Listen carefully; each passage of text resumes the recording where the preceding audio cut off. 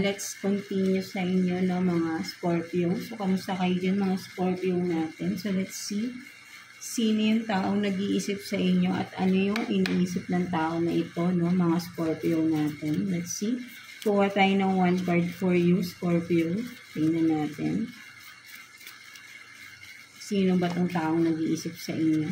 So, meron ka ditong piercing, no? So, for some of you, Scorpio, no, this person or ikaw, no, again, energies can be vice versa, no. So, this person, no, may earrings, may piercings siya, no, kasi pag sinabing piercing, no, sa ibang part ng katawan, no, meron siyang hikaw, no, something like that, no. So, yeah, specific, no, for some of you, may hikaw to sa ibang part ng kanyang katawan, no? O, yeah, something like that, no? Piercing, no? So, tingnan pa natin, sino ba itong person na ito na nag-iisip sa inyo, Scorpio, no?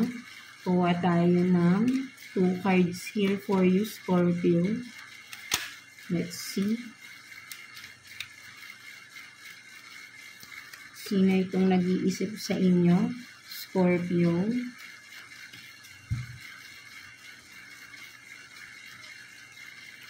So, you have this 4 of Swords in reverse and then 10 of Wands in reverse. So, Scorpio, ang nakikita ko rito, no, with the 4 of Swords in reverse and 10 of Wands in reverse, no, ang nakikita ko rito, no, ang nag-iisip sa inyo is someone na sabihin natin na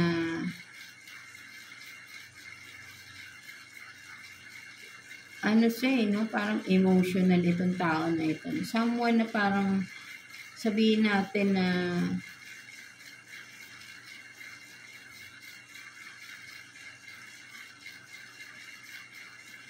ano no? Sabihin natin parang may nakikita ko rito na parang this person is ano na siya, na parang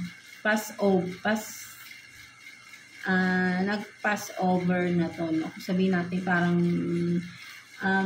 nakikita ko rito, Scorpio, no, this person is sabihin natin yun ng wala na siya, no? Kumbaga parang sabihin natin na ano na siya, no? Parang expired, no? Yeah, someone past someone na namatay na, no, something like that, no. So ayun yung nakikita ko rito, no. So parang maybe kayo ito, no, Scorpio, baka naiisip niyo tong tao na to, no, pwede ring ganun, or yeah, no. So let's see, no, parang I don't know, no, parang someone from yeah, no, parang someone na hindi na siya nandito sa mundo, no, nag-iisip, no. So, yeah, tignan natin ano bang iniisip, no, Scorpio. So, let's see. Kuha pa tayo ng 2 cards here for you, Scorpio. Ano bang iniisip, no?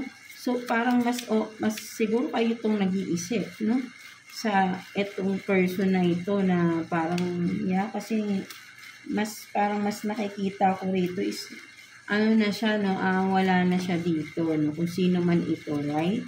No?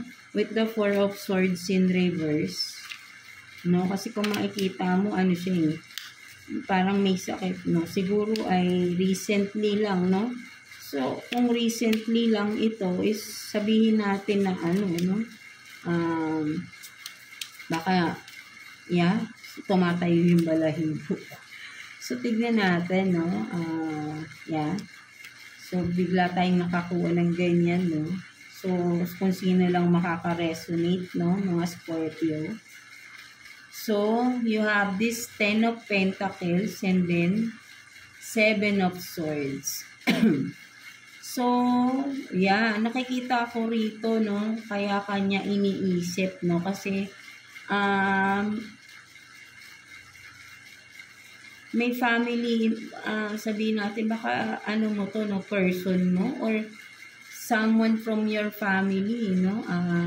Yeah, no, with the 10 of Pentacles here, no? And with the 7 of Swords, no, parang kaya ka iniisip ng tao na at this person na nag-pass away na, no? Siguro recently lang, no? So, baka parang nakakita mo pa or maybe kasi nagpaparamdam pa ito or recently lang, no?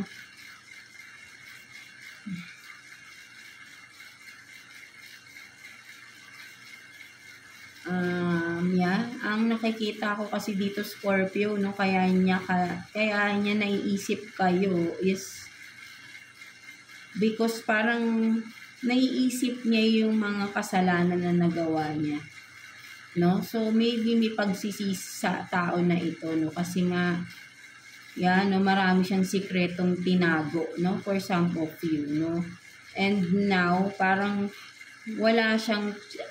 nawala yung chance na manghingi siya ng patawad or magsabi or mag-confess ba sa mga naging kasalanan niya sa inyo, no, Scorpio, because nga 'di ba nakikita ko is nag-passed away na tong person. Maybe before siya kung sabihin natin baka if for some of you baka this person is sabihin natin dahil sa sakit, no, maybe, no, siguro naiisip niya na yun na humingi ng tawad, no, but then hindi niya nagawa, no, full of secrets, no, and this person is involved sa family, no, something like that, no? So pwedeng person mo ito, no, pwedeng partner mo, pwedeng member of your family, no, something like that, no.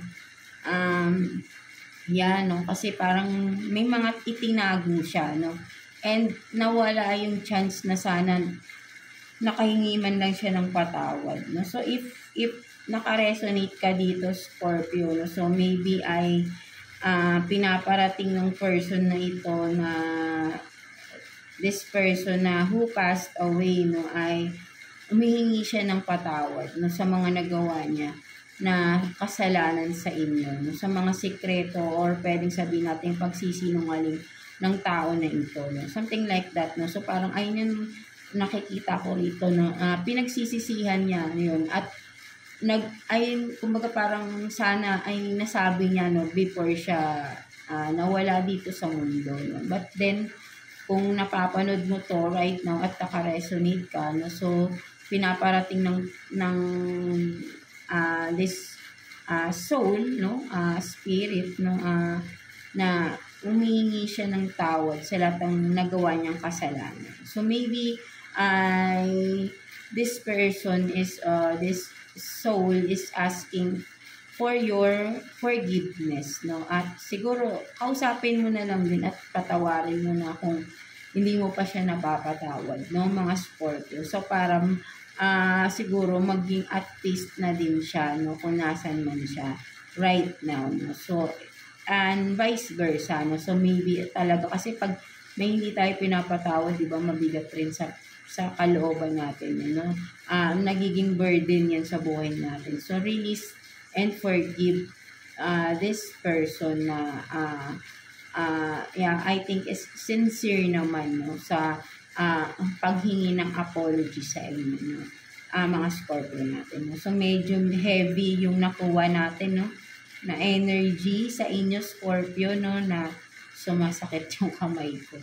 So no, hindi ko naman natin to no, so bigla lang siyang lumabas, no. So there is a message, no, asking forgiveness, no, mga Scorpio, no, from someone who passed away na, no. So so that's it for you, no, mga Scorpio natin.